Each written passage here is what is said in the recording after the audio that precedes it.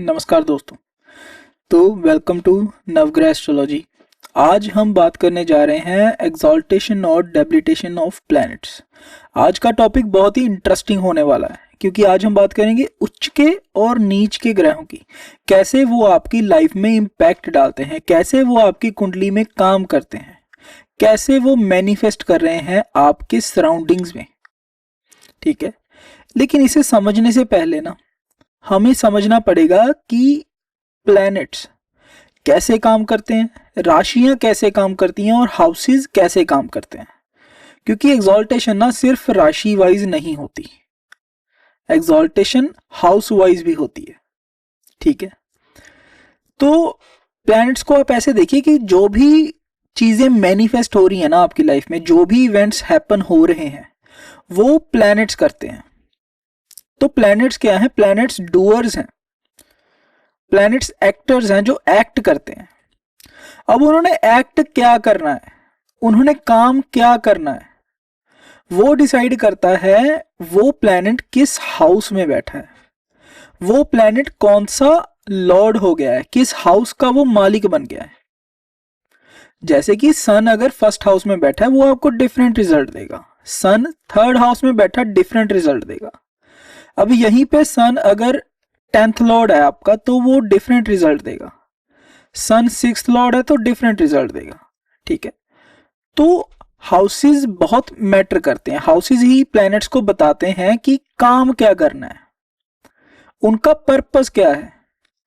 और वो जब काम कर रहे होंगे ना तब उन्हें एनर्जी क्या मिली, उन्हें एनवायरनमेंट क्या मिला, वो डिसाइड होता है राशि से। मेजरली हम डेबिलिटेशन और एक्सॉल्टेशन में राशियां लेते हैं, लेकिन आप इस चीज को ना ध्यान से समझिए कि राशि अकेली देखने से पूरी पिक्चर आपको क्लियर नहीं होगी, आपको हाउसेस भी साथ में देखने पड़ेंगे। क्यों? क्योंकि प्लैनेट्स का एक अपनी कोर नेचर है।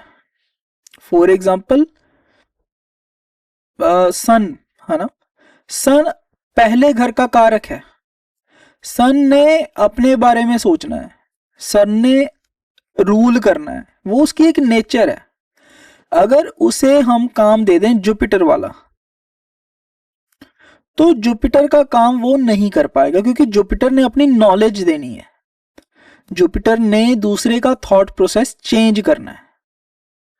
क्यों? क्योंकि जुपिटर अपने से 8th में जाके 4th हाउस में जाके एग्जॉल्ट होता है। 4th हाउस आपके मन का है, आपके थॉट्स का है, खुद से 8th चला गया तो 8th मतलब ट्रांसफॉर्मेशन। ठीक है, तो लेकिन सन का वैसा नहीं है, सन को वो चीज करने में दिक्कत आएगी। तो सन अपनी नेचर के विरुद्ध जा रहा है, वो जिस चीज के लिए बना है, उसे जो पहले से आता है उससे वो काम नहीं करवाया जा रहा, उसे कुछ डिफरेंट काम दे दिया गया है। सेम चीज विद मार्स, अगर मार्स को सन की जगह पे डालें और जुपिटर का काम वो करने को बोले तो वो तो वहां पे डेबिलिटेट हो रहा है ना, मार्स 4th हाउस में डेबिलिटेट हो रहा है। क्यों? क्योंकि मार्स का काम है एक्शन का, मार्स का काम है बहुत ज्यादा एनर्जी डालनी, कहीं पे इंटेंस कर देना चीजों को लड़ाई करना। और वो मन के घर में जा रहा है जहां पे एंगर का काम नहीं है, जहां वहां पे काम किस चीज का, वहां पे फिलॉसफी का काम है, वहां पे ज्ञान का काम है, गाइडेंस का काम है। और मार्स वहां पे जाके परफॉर्म नहीं कर पा रहा, क्योंकि उसे समझ में नहीं आ रहा कि मुझसे ये सब क्यों एक्सपेक्ट किया जा रहा है। सेम चीज जुपिटर का होता है, जुपिटर अगर 10th हाउस में चला गया, कैप्रिकॉर्न में चला गया, तो वहां पे जुपिटर से काम करवाया जा रहा है। लेकिन जुपिटर वो तो गाइडेंस देने के लिए आया ना, उसने तो इतने जो उसका ज्ञान है उसने वो ज्ञान देके एक ही शब्द से आपकी लाइफ चेंज करनी है। लेकिन यहां पे उसे बोला जा रहा है कि शब्द अपने आप पास रखो, काम करो, show up to the work. ठीक है, फिजिकल काम करो। अब गुरु से फिजिकल काम करवाना जमेगा नहीं उसे, है ना। तो यहीं से राशियों का कॉन्सेप्ट आता है कि राशियों में क्यों ग्रह एग्जॉल्ट और डेबिलिटेट हो जाते हैं? क्योंकि उन्हें एनवायरनमेंट उस तरह का मिला। अब यही चीज को ना आप ऐसे समझे कि हाउसवाइज हाउसवाइज भी ये चीजें काम करती हैं। जैसे कि जुपिटर अगर मान लीजिए लियो का ही 10th हाउस में चला गया, लेकिन करवाया तो उससे काम ही जा रहा है ना, बस वो कैप्रिकॉर्न की जगह उस चीज का एनवायरनमेंट लियो है, तो थोड़ा सा डिफरेंस आ जाएगा। मान लीजिए यही कैंसर हो जाता 10th हाउस में, है एग्जॉल्टेड जुपिटर, लेकिन काम क्या दिया गया? वर्क करना। वहां पे थॉट प्रोसेस में चेंज नहीं कर रहा वो, हालांकि वो एज अपने से 8th आ गया है, एग्जॉल्ट हो गया है। तो इस तरह के प्लैनेट्स ना आपको बैलेंस्ड रिजल्ट्स देंगे कि वो हाउस वाइज डेबिलिटेटेड है लेकिन राशि वाइज एग्जॉल्टेड है। समझ रहे हैं आप मेरी बात को, कि दोनों चीजों को देखना जरूरी है, एक से काम नहीं चलेगा। हालांकि मोटा मोटा आपका राशि से आ जाएगा, राशि 60% आपको 70% रिजल्ट दे देगी, हाउस आपको 30-40% रिजल्ट देगा। पर ये चीज ना समझिए आप, क्लासिक्स भी यही बोलते हैं कि आपकी कुंडली में ना राशि से भी पहले घर आया है। समझिए, राशि से पहले घर आया, घर को इंपॉर्टेंस ज्यादा देनी है राशि से। लेकिन एग्जॉल्टेशन के केस में हम राशियां लेते हैं, क्यों? क्योंकि राशियों में नक्षत्र हैं, नक्षत्रों में वो उच्च के और नीच के होते हैं, इसीलिए राशियों को लेना है। लेकिन घरों को नहीं छोड़ना इसमें, क्योंकि फिर आप मिस कर दोगे, प्रेडिक्शन में दिक्कत आएगी। दोनों चीजों को लेके चलना है। चलिए आगे अभी हम डिस्कस करते हैं। तो देखिए यहां पे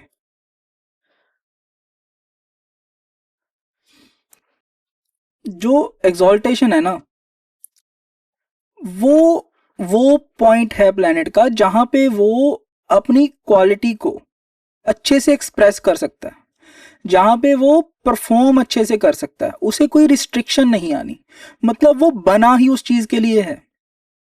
जैसे मार्स 10th हाउस में, 10th हाउस आपका कर्म है, कर्म परफॉर्म करना है आपने, तो मार्स 10th हाउस में बहुत बढ़िया काम करता है।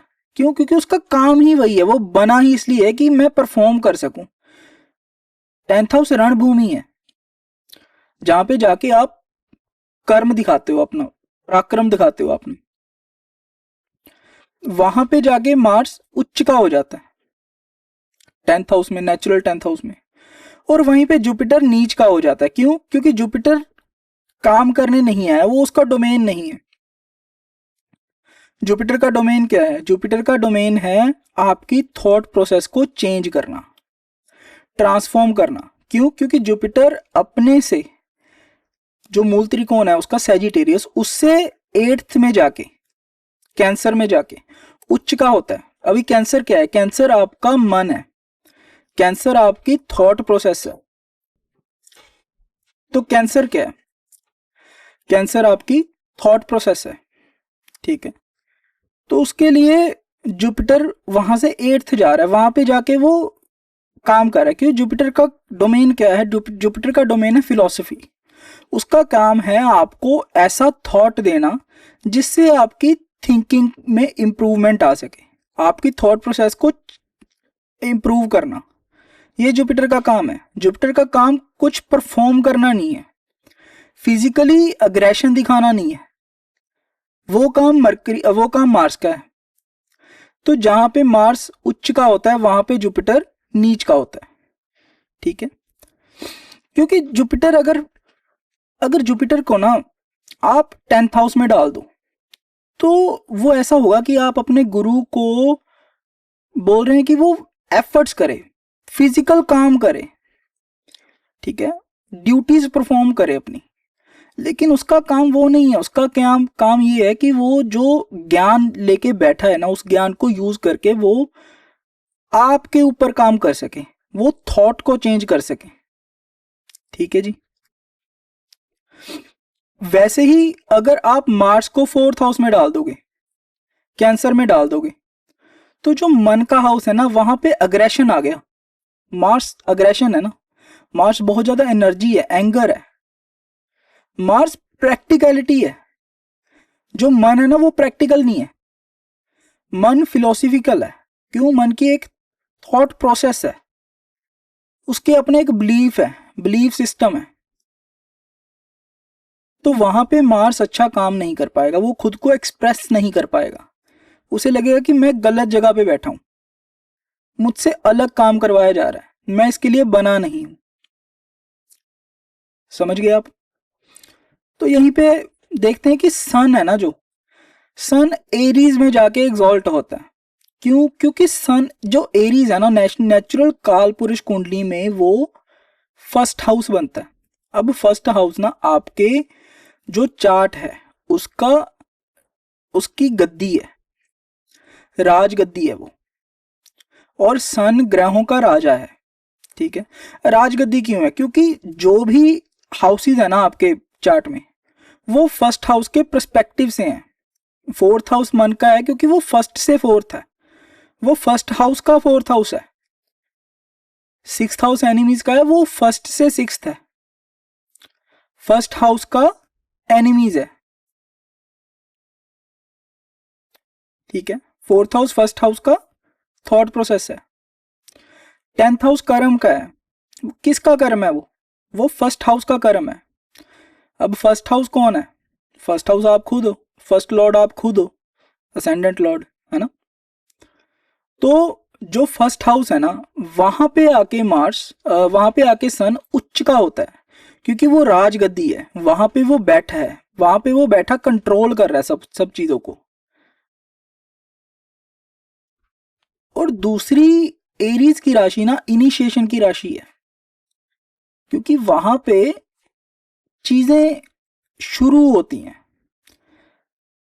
जो लाइफ है ना धरती पे, वो सन से आई है, सन से लाइफ शुरू होती है। सन इसीलिए एरीज में जाके उच्च का होता है। दूसरी एरीज राशि ना खुद की राशि है, मैं की राशि है। सन मैं का प्लेनेट है ना। सन में वो ईगो है। क्यों? क्योंकि राजा है वो, उसने पहले अपने बारे में सोचना है, अपने बारे में देखना है। तो इसलिए सन एरीज में जाके एग्जॉल्ट होता है। अब अगर हम और डिटेल में जाएं तो एरीज में भी ना वो अश्विनी नक्षत्र में जाके एग्जॉल्ट होता है। अश्विनी नक्षत्र पहले 13 डिग्री 20 मिनट में है, और ये जाके 10 डिग्री पे एग्जॉल्ट हो रहा है। अब हमें पूरा ना नक्षत्र लेने की जरूरत नहीं है, हम यहाँ पे डिग्रीज को यूज करेंगे।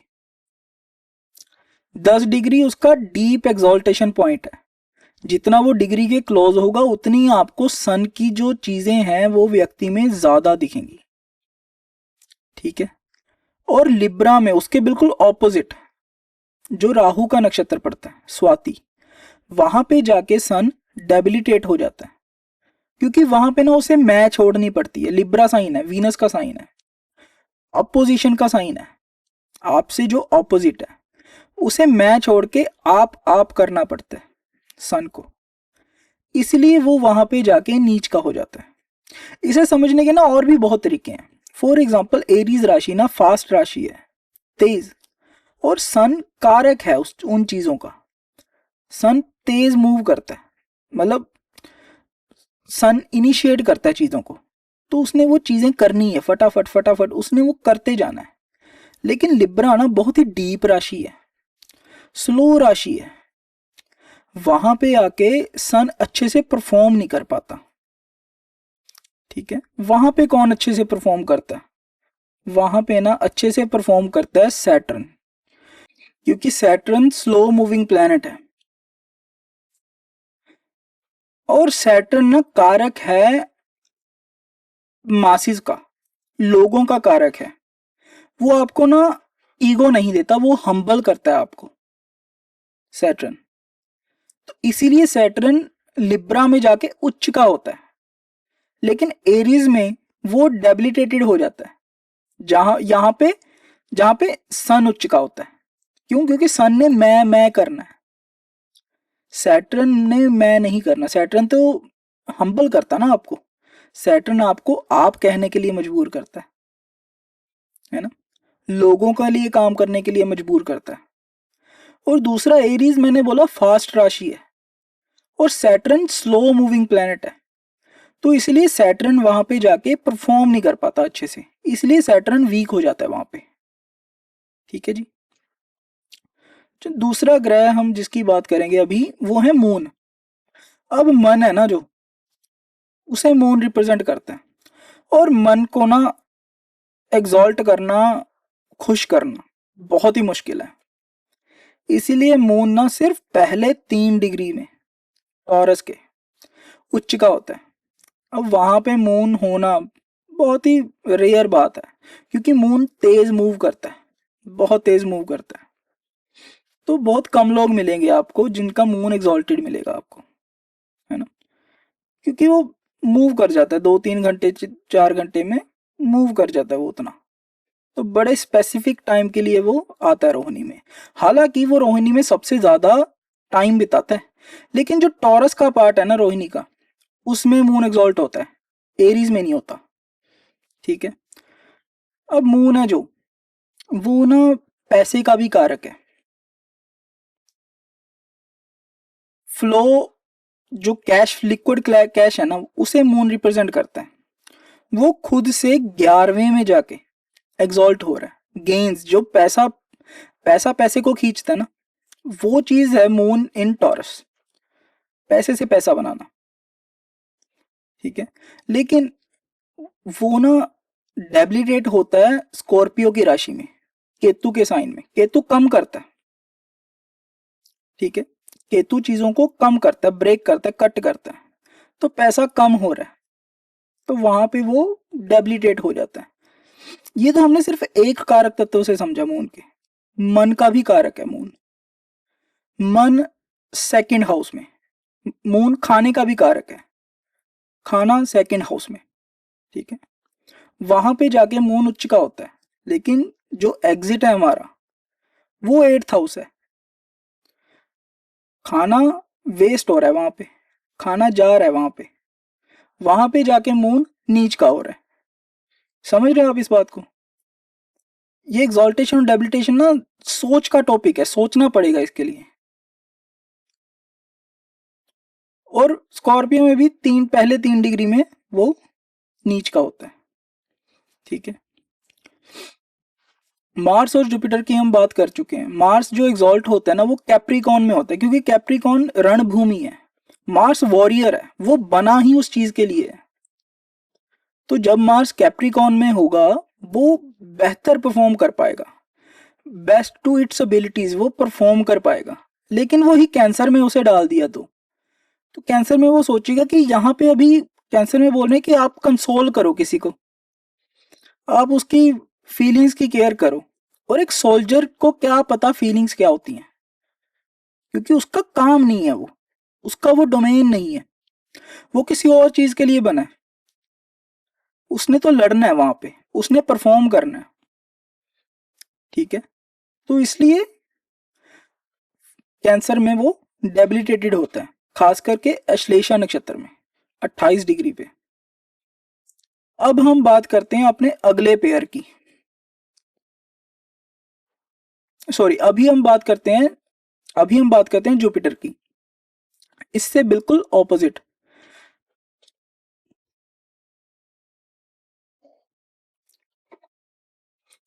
तो अभी हम बात करते हैं जुपिटर की। जुपिटर है जो, वो कैंसर में एग्जॉल्ट होता है। क्यों? क्या क्यों? हमने हमने देखा ना जुपिटर ने का काम क्या है, उसका डोमेन क्या है? उसका डोमेन है फिलॉसफी।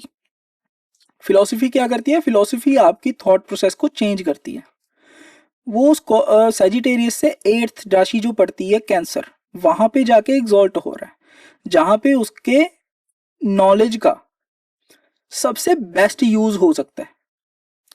लेकिन उसे वही कैप्रिकॉन में डाल दिया, रणभूमि में डाल दिया। हालांकि जुपिटर जो है, बृहस्पति जो है, वो सबसे आगे आगे होते थे मंत्र उच्चारण करते हुए वॉर में।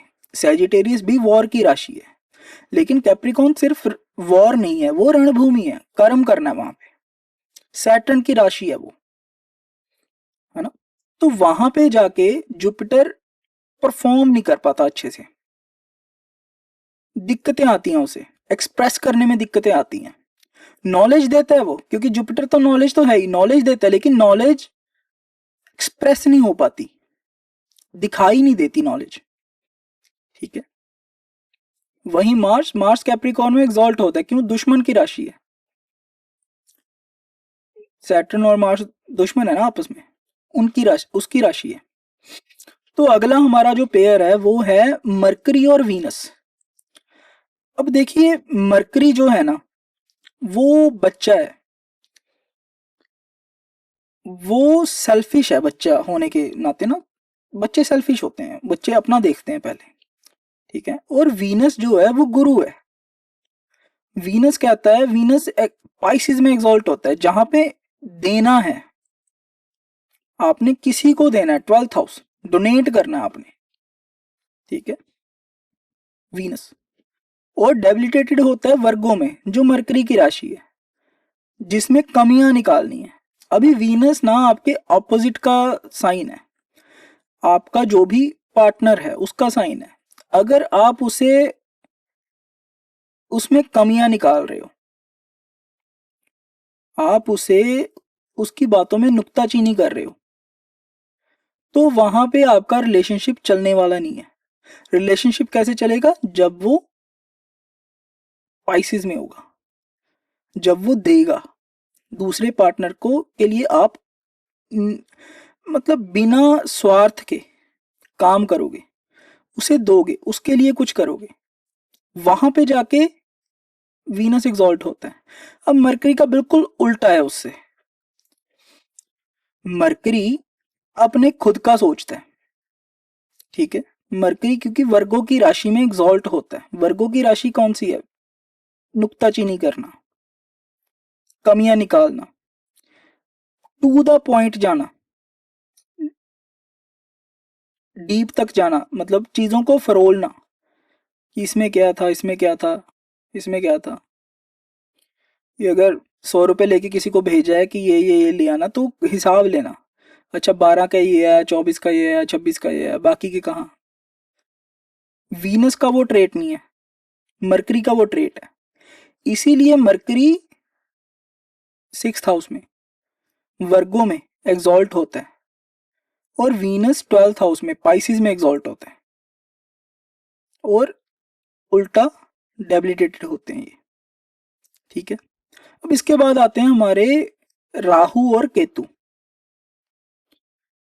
राहु है ना जो, राहु को मतलब दो थॉट्स हैं, दो स्कूल ऑफ थॉट्स हैं।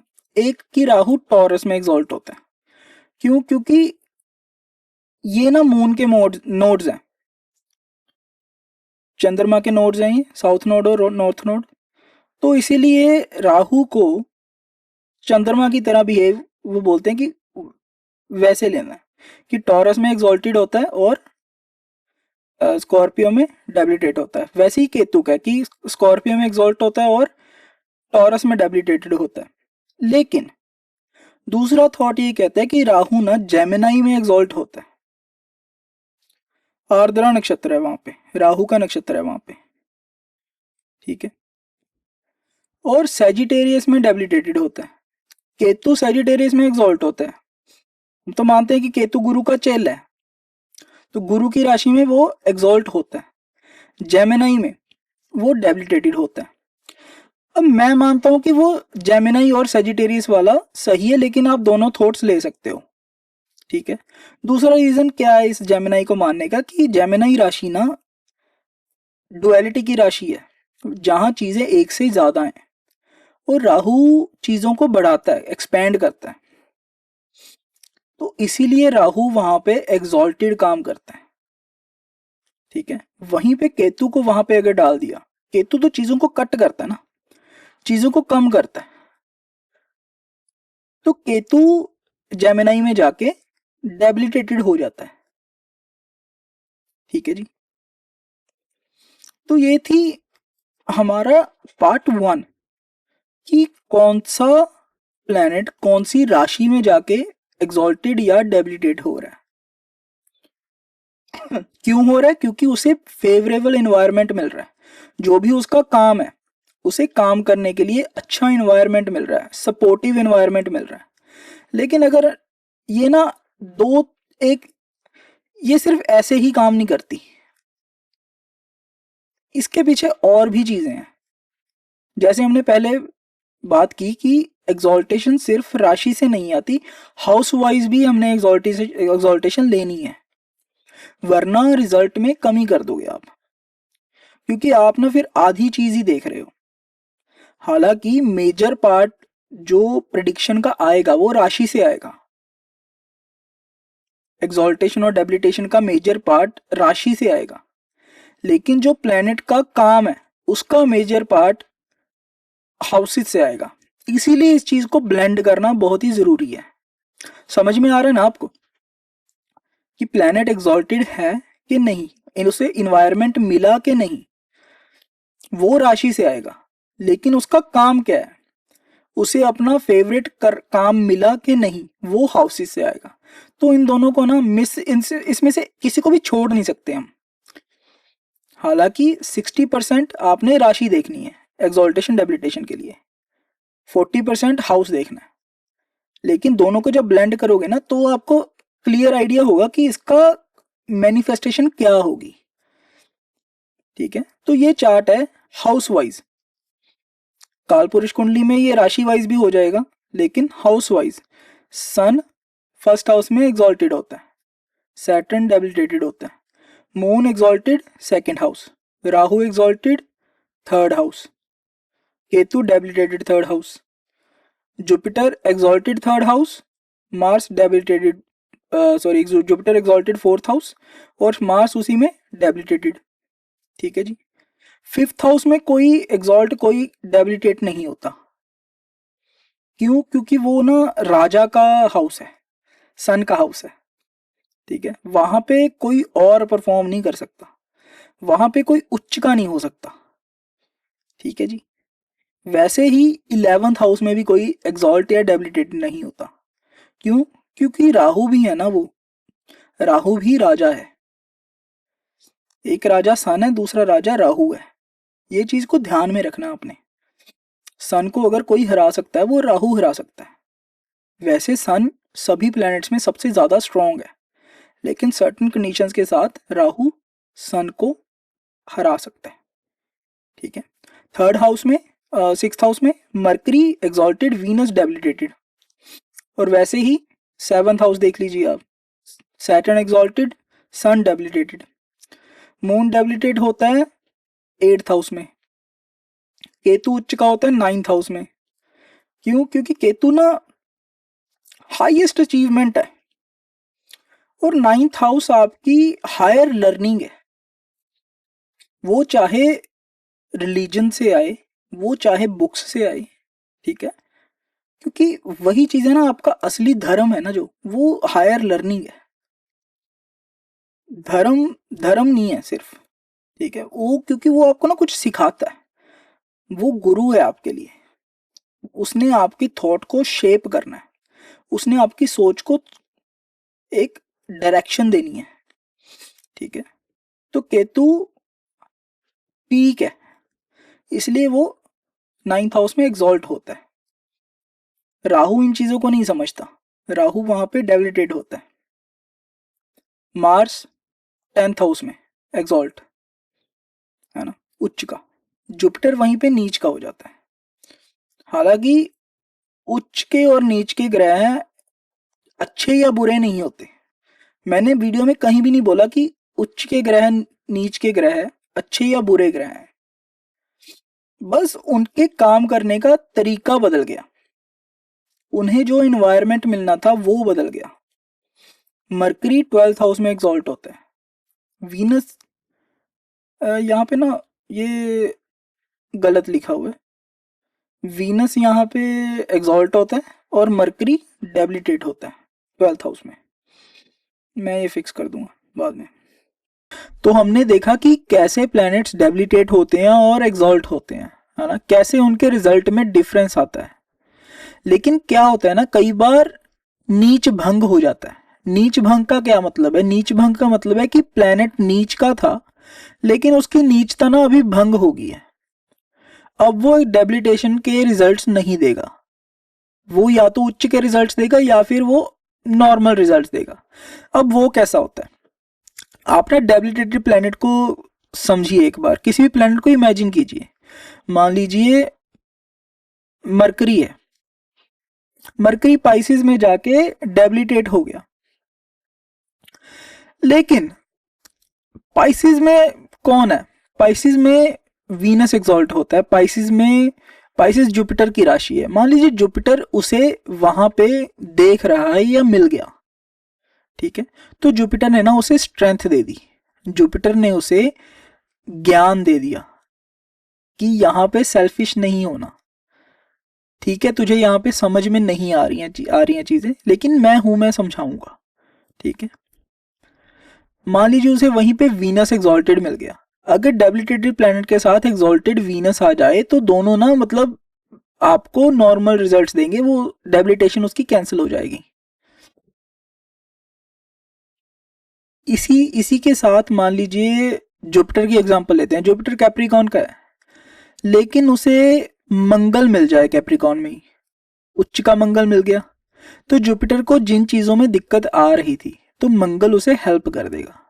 अब यहाँ पे देखिए भृगुनंदी नाड़ी के हिसाब से ना जुपिटर जीव कारक है, आप हो जुपिटर, और मंगल आपका छोटा भाई है। ये प्लैनेट्स ना आपकी लाइफ में ऐसे मैनिफेस्ट करते हैं। मंगल आपका छोटा भाई है, आपको दिक्कत आ रही थी लाइफ में, आपके छोटे भाई ने आपका साथ दिया और आप कोई उस ऑब्स्टेकल को पार कर गए। इस तरह से प्लैनेट्स आपकी लाइफ में मैनिफेस्ट करेंगे। तो कभी भी डेबिलिटेशन और एक्सॉल्टेशन देखनी है तो पूरा जरूर देखिए कि प्लैनेट डेबिलिटेट हो रहा है तो वो क्या क्या दे रहा है आपको, उसे कौन सा प्लैनेट की सपोर्ट मिल रही है। और एक बात ना जरूर ध्यान रखिएगा, इस वीडियो में ना मैंने कहीं भी मेंशन नहीं किया कि डेबिलिटेटेड प्लैनेट बुरा होता है या एग्जॉल्टेड प्लैनेट अच्छा होता है। प्लैनेट्स का काम क्या है, प्लैनेट्स का काम है आपको इवेंट देना। डेबिलिटेटेड प्लैनेट डेबिलिटेटेड इवेंट देगा आपको, एग्जॉल्टेड प्लैनेट एग्जॉल्टेड इवेंट देगा। मान लीजिए आपका 6th लॉर्ड एग्जॉल्ट हो गया, ठीक है, 12th हाउस के साथ कोई कनेक्शन बना लिया उसने, 2nd हाउस के साथ कनेक्शन बना लिया, तो वो आपको बड़ा लोन दे सकता है। समझ रहे हो आप इस बात को? तो एग्जॉल्टेड प्लैनेट्स हमेशा अच्छे नहीं होते, डेबिलिटेटेड प्लैनेट्स हमेशा बुरे नहीं होते। अच्छा बुरा तो कुछ होता ही नहीं है, प्लैनेट्स का काम है उनकी एनर्जी को मैनिफेस्ट करना आपकी लाइफ में। जैसा भी वो प्लैनेट बैठा है वैसे वो योग बनाएगा, वैसी चीजें आपकी लाइफ में मैनिफेस्ट होंगी। तो कभी भी अच्छा और बुरा नहीं देखना। नमस्कार दोस्तों, हम भृगुनंदी नाड़ी पे पूरा डिटेल्ड कोर्स लेके आ रहे हैं। 28 जून से कोर्स स्टार्ट है। अगर आप उसका पार्ट बनना चाहते हो, नीचे दिए गए नंबर पे हमें व्हाट्सएप के थ्रू कांटेक्ट कीजिए या फिर हमारी वेबसाइट पे जाके वहां से भी आप परचेज कर सकते हो कोर्स। Thank you ji.